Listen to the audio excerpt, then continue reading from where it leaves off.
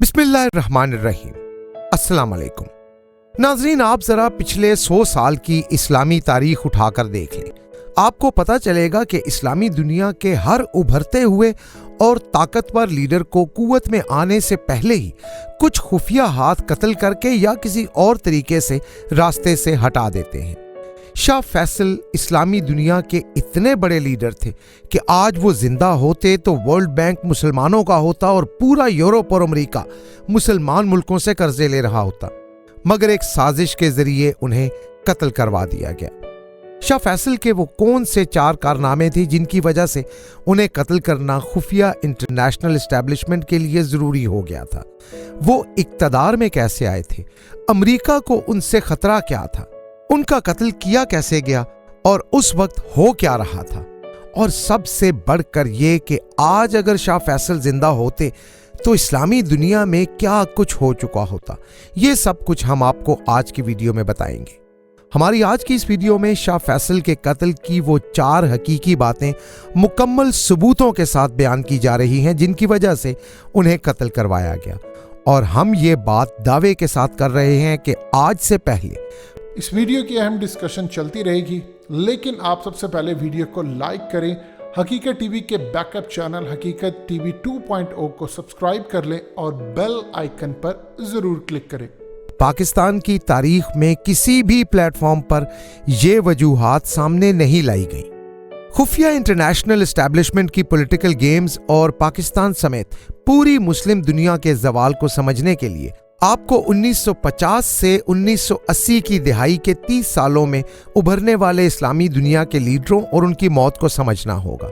आज पूरी इस्लामी दुनिया में कोई भी ऐसा लीडर नजर नहीं आता जो माजी के लीडर्स की तरह हो, लेकिन इन लीडर्स को हमेशा कत्ल कर दिया गया या उन्हें रास्ते से हटा दिया गया। मिस्र में सदर जमाल अब्दुल नासिर सख्त किस्म के सेकुलर लीडर थे, मगर उन्होंने इसराइल पर हमला किया था और फिर उन्हें जहर देकर कत्ल कर दिया गया। फलस्तीन में यासिर अरफात इसराइलियों को सबक सिखाते रहे, लेकिन उन्हें भी जहर खौरानी के जरिए कत्ल कर दिया गया। लीबिया में मोहम्मद कज़ाफी को भी कत्ल किया गया। ज़ियाउल हक को तैयारे हादसे के जरिए कत्ल किया गया। सद्दाम हुसैन को फांसी दी गई और शाह फैसल को गोली मार के कत्ल किया गया। इस तरह बहुत से इस्लामी दुनिया के ऐसे लीडर हैं जिन्हें किसी न किसी तरह उभरने और आगे आने से रोक दिया गया। हम अपने इस चैनल के जरिए इस्लामी दुनिया के उन तमाम लीडर्स पर मालूमाती वीडियो जरूर शेयर करेंगे जिन्हें एक मकसद के तहत कत्ल किया गया। आज की ये वीडियो शाह फैसल के लिए मखसूस है।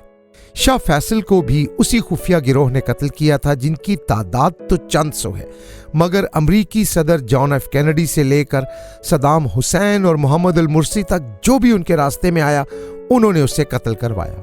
ये चंद सौ लोगों का एक ऐसा आलमी गिरोह है जो पूरी दुनिया की हुकूमतों को अपनी उंगलियों के इशारों पर नचाता है, और ये इतना ताकतवर है कि यूट्यूब के किसी वीडियो में इसका नाम हो तो ऐसी वीडियो चल नहीं सकती।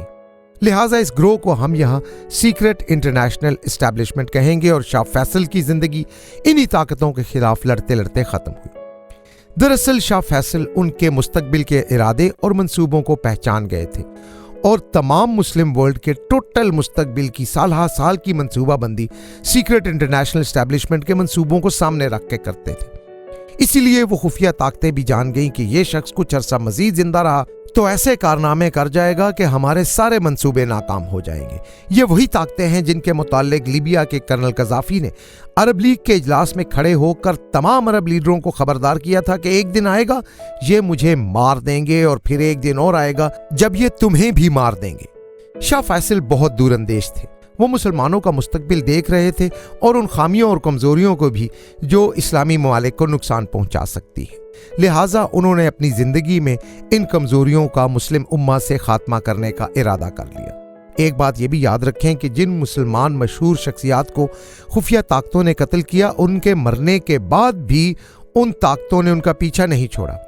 आज भी आप इंटरनेट पर उन शख्सियात के मुतालिक रिसर्च करें तो गूगल आपको ऐसे सर्च रिजल्ट्स देता है जिनके जरिए उनके बारे में आपकी सोच ही तब्दील हो जाती है और आपको पता भी नहीं चलता। शाह फैसल सन 1905 में सऊदी अरब के शहर रियाद में पैदा हुए। 1920 में सिर्फ 15 साल की उम्र में वो हज्जाज के गवर्नर बने और अपने भाइयों से ज्यादा कामयाबी के साथ सूबा चलाया।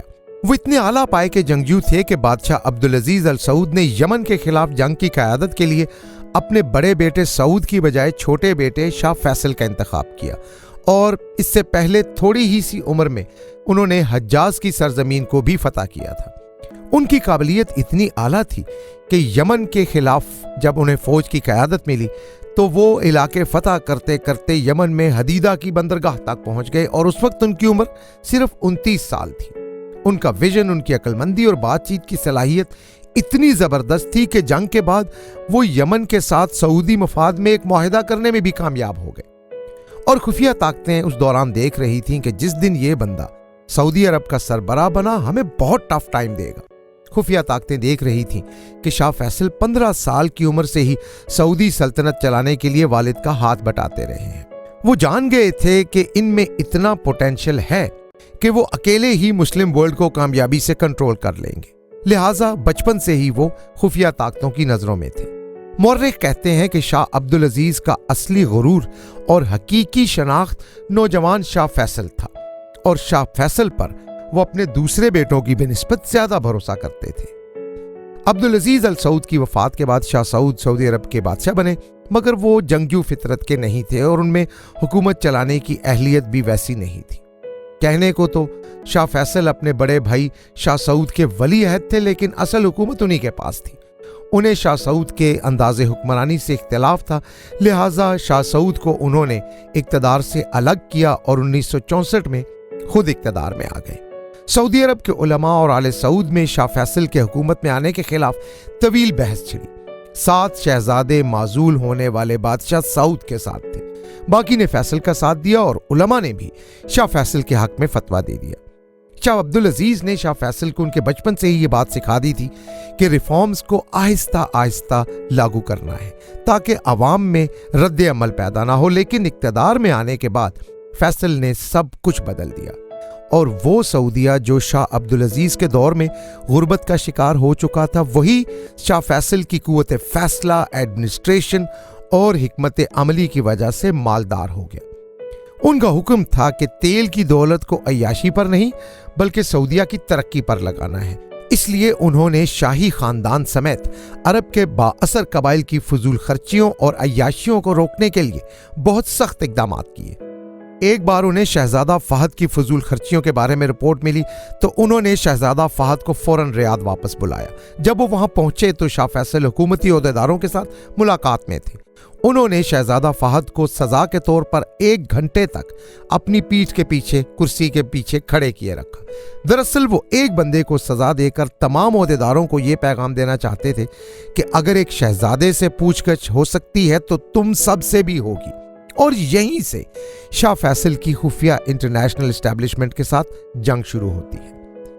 वो इतने बड़े नजरियाती लीडर थे कि एक तरफ उन्होंने जमाल अब्दुल नासिर की अरब सेक्युलर कौम परस्ती के नजरिए को शिकस्त दी, तो दूसरी तरफ मसला फ़लस्तीन को अरबों की बजाय पूरी उम्मत का मसला बनाया।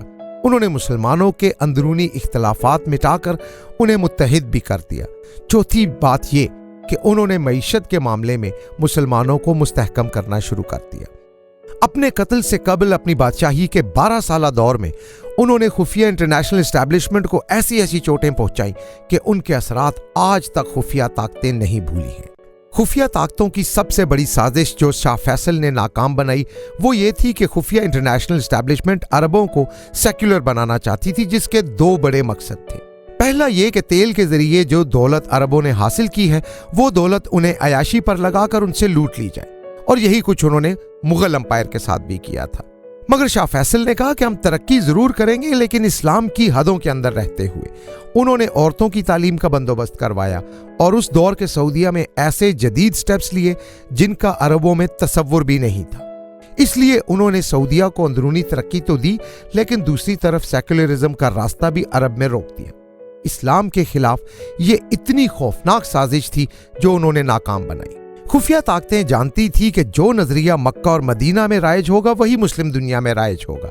इसलिए वो कौम परस्ती, नस्ल परस्ती, सोशलिज्म, सेक्युलरिज्म और दूसरे गैर इस्लामी नजरियात सऊदी अरब में फैलाने लगे। मकसद यही था कि जैसे तुर्की की सल्तनत टूट चुकी है तो अब पीछे अरब हैं, और अगर ये नजरियाती तौर पर तकसीम हो जाते हैं तो मुस्लिम दुनिया से इस्लाम खुद ब खुद ही आहिस्ता आहिस्ता मिट जाएगा।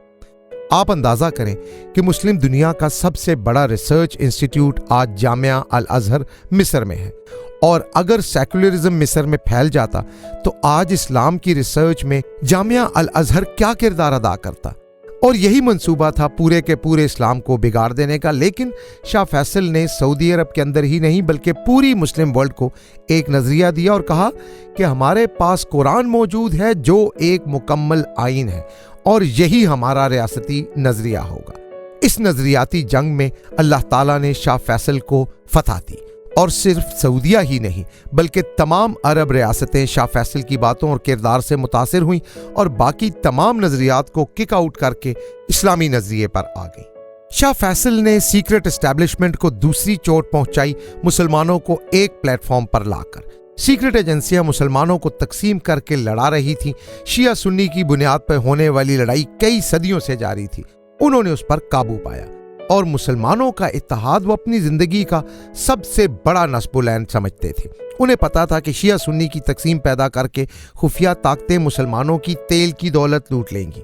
इसलिए उन्होंने सबसे पहले ईरान का दौरा किया, उसके बाद उर्दन, सूडान, पाकिस्तान, तुर्की, मराकेश, गिनी, माली और ट्यूनिस का दौरा किया और तमाम मुसलमान हुक्मरानों को बताया कि लड़ो नहीं वरना ये तुम्हारे वसाइल पर काबिज हो जाएंगे। उन्होंने 1962 में बनने वाली मुस्लिम वर्ल्ड लीग को भी एक्टिव किया और फिर अप्रैल सन 1965 में हज के मौके पर मुस्लिम वर्ल्ड लीग का एक बड़ा इज्तिमा करवाया और उसमें वादा किया कि वो दुनिया भर के मुसलमानों को इस्लाम की बुनियाद पर इकट्ठा करेंगे। इससे तो फिर इंटरनेशनल एस्टैब्लिशमेंट के ऐवानों में क़यामत आ गई और वो ये सोचकर पागल हो गए कि मुसलमान इकट्ठे हो गए तो उन्हें आपस में लड़ाकर लूटा कैसे जाएगा, उन्हें असलहा कैसे बेचा जाएगा। वो अगस्त 1966 में तुर्की गए और तुर्की का दौरा करने वाले पहले अरब सरबराह बन गए। ना सिर्फ इससे तुर्की और सऊदी अरब करीब आए बल्कि अरबों और तुर्कों के दरमियान दोस्ताना ताल्लुकात का एक नया दौर शुरू हुआ और जो अरबों की बगावत की वजह से तुर्कों पर जख्म लगे थे उनके भरने का आगाज हो गया।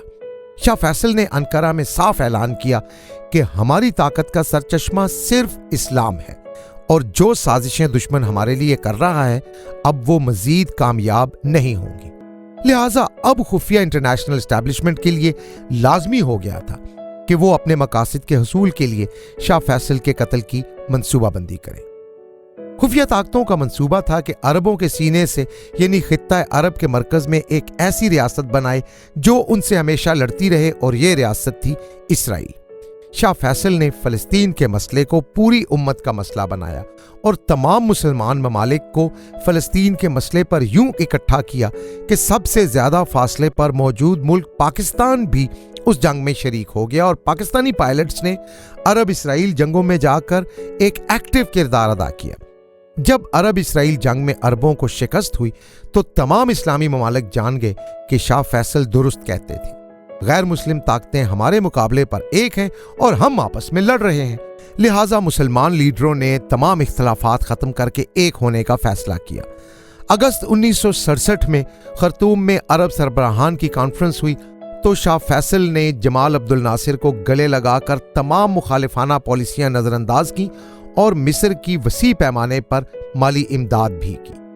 अगस्त 1969 में मस्जिद अक्सा में आग लगाई गई तो अरब और इस्लामी ममालिक को शाह फैसल के मौक़िफ़ की सदाकत का यकीन हो गया और वो एक्टिवली एक तंजीम के तहत मुत्तहिद होने के लिए तैयार हो गए और यूं सितंबर 1969 में रबात मराकश में दुनिया की तारीख में पहली मर्तबा मुसलमान सरबराहान की पहली कॉन्फ्रेंस हुई। ये शाह फैसल का एक बहुत बड़ा कारनामा था कि उन्होंने फ़लस्तीन पर उम्मत को मुत्तहिद कर लिया और उसके बाद ये इस्लाम के हीरो बने। बाद में भुट्टो और कज़ाफ़ी ने भी उनके साथ मिलकर इत्तेहाद की एक मसल्लिस तैयार की। शाह फैसल का इस्लामी मुआशी ब्लॉक बनाने का नजरिया खुफिया ताकतों के मफादात पर चौथी और सबसे कारी ज़रब थी और आज अगर वो जिंदा होते तो मुसलमानों का अपना वर्ल्ड बैंक होता और यूरोप तमाम मुसलमानों का मकरूज होता। उन्होंने मुसलमान लीडरों को समझाया कि तेल और सोने की दौलत हमारे पास है, ہم امریکہ اور یورپ کے محتاج نہیں بلکہ یہ ہمارے محتاج ہیں، اور اگر ہم اپنے وسائل اور دولت کا صحیح استعمال کر لیں تو ایک مرتبہ پھر دنیا پر اسلام کا جھنڈا لہرا سکتا ہے۔ اپنے اس منصوبے کا مظاہرہ انہوں نے اس وقت کیا جب عرب اسرائیل جنگ کی وجہ سے انہوں نے امریکیوں کا تیل بند کر دیا، اور اس کے نتیجے میں پورے یورپ اور امریکہ میں معاشی قیامت آ گئی، اور امریکہ کو سپر پاور بننے کا خواب چکنا چور ہوتا دکھائی دے رہا تھا۔ خفیہ طاقتوں کو یہ بھی پتہ لگ گیا کہ اب مسلمانوں کو اپنی اصل قوت کا اندازہ ہو گیا ہے اور یہ متحد ہو چکے ہیں، اسی لیے انہیں اپنی معاشی طاقت کا بھی پتہ چل گیا ہے، اور انہیں یہ بھی پتہ چل گیا ہے کہ ہم دراصل کمزور ہیں، اور یہ سب کچھ شاہ فیصل کی وجہ سے ہو رہا تھا، لہٰذا فائنل فیصلہ ہو گیا انہیں راستے سے ہٹانے کا۔ مشہور یہودی امریکی وزیر خارجہ ہنری کسنجر کو ان دنوں جب شاہ فیصل سے ملاقات کرنی پڑی تو 3 دن تک شاہ فیصل نے اسے انتظار کروایا۔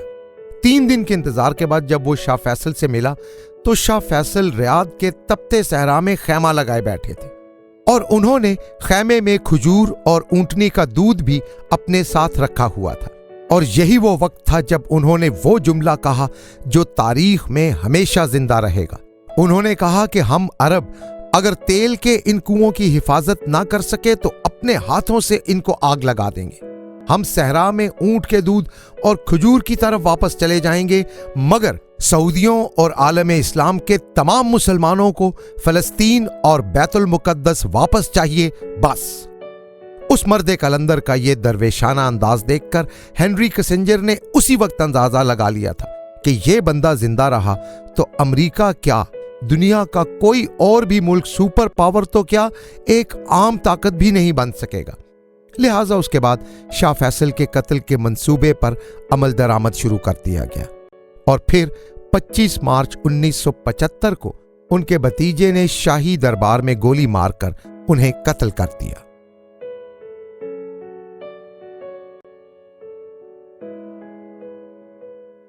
حقیقت ٹی وی کے بیک اپ چینل حقیقت ٹی وی 2.0 کو سبسکرائب کرنا مت بھولیے، ویڈیو کو لائک کریں، شیئر کریں اور کمنٹ سیکشن میں اپنی رائے کا اظہار ضرور کریں۔